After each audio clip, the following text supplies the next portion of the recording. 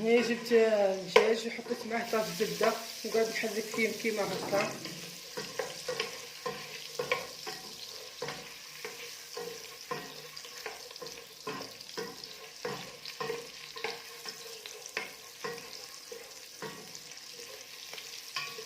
حطيت البصله مليحيه اللي قاعد نحرك فيها كيما هكا حتى تبدا البصله تبدل اللون تاعها.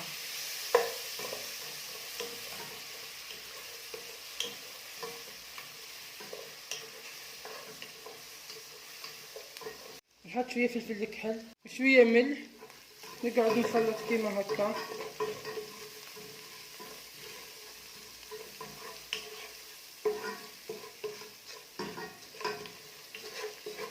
حطيت طماطم ملحيه كيما هكا نقعد نحرك كيما هكا.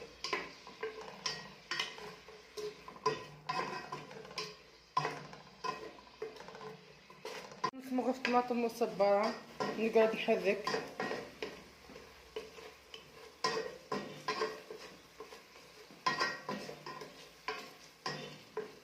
دوكا مرقتها بالماء سخون ونخليها طيب. وهنا جبت الزبيب اللي كنت مخليته في المجمد جبدته ودوكا حطيته يتقلى. وهنا بعد ما طابت المرقه وقليت الزليقو نحطو يطيب في المرقه.